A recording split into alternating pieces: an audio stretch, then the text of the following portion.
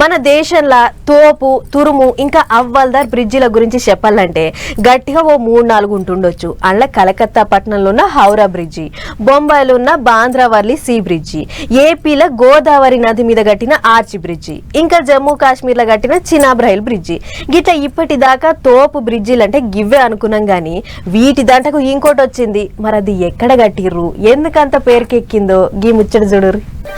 మొత్తానికి 5 ఏళ్లు తిప్పలవాడి కట్టిన రామేశ్వరం కొత్త పంబర్ బ్రిడ్జి ఈ శ్రీరామనవమి రోజు చాలుగాబోతుంది.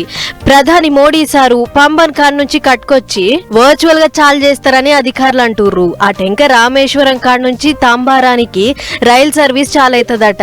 మరి అన్ని బ్రిడ్జిల లెక్కనే ఇది కూడా ఇండ్ల పెద్ద ఇచ్చంత్రం ఏముందని తీసిపారేయకుర్రి. ఎందుకంటే ఈసొంటి బ్రిడ్జి మన దేశంలోనే ఎక్కడా లేదు. ఇక బ్రిడ్జి ముచ్చట్లకు పోతే పడవలు రానప్పుడు మీదంగా రైలు పోతాయి. అదే పెద్ద పెద్ద పడవలు వచ్చినప్పుడు రైలు పట్టాలు 2 ముక్కలుగా విడిపోతాయి. ఇక గీడంగానే పడవలు అటు ఇటు దాటిపోతుంటాయి. అటెంక మళ్ళా పట్టాలు ఎప్పట్లెక్కనే కలుసుకొని రైళ్లు పోతాయి. ఇది పూర్తి చేయడానికే 5 నెలలు పట్టిందట. 535 కోట్లు ఖర్చు అయిందట. అంటే ఒకటే బ్రిడ్జిని ఆధారం చేసుకొని అటు పడవలు ఇటు రైళ్లు ప్రయాణం చేస్తాయి అన్నట్లు. మొత్తం 2 కిలోమీటర్ల మీద 7 మీటర్ల పొడుగున్నది.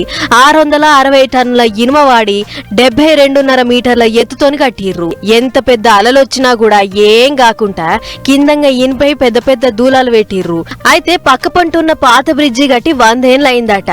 అది ఎత్తు తక్కువ ఉండుతోని అలలొచ్చినప్పుడు నీళ్లు దాని మీదకొచ్చి రోజుకింత తుప్పు పట్టిందట. అందుకే కొత్తగా కట్టిన ఈ బ్రిడ్జి తుప్పు పట్టకుండా ఇంకో 100 ఏళ్ల దాకా ఉండేటట్లు జాగ్రత్తలు తీసుకుర్రు అధికారులు. ఇంకో ముచ్చటేంటిదంటే బ్రిడ్జి కిందంగా చిన్న చిన్న పడవలు హల్కా పోవచ్చట. ఏదేమైనా ఇండియాలోనే ఈసొంటి బ్రిడ్జి ఏడ లేదని చెప్తున్నారంటే ఇంజనీర్ల పనితనం ఎంత అవ్వల్దారున్నదో చూసుకోరుగా.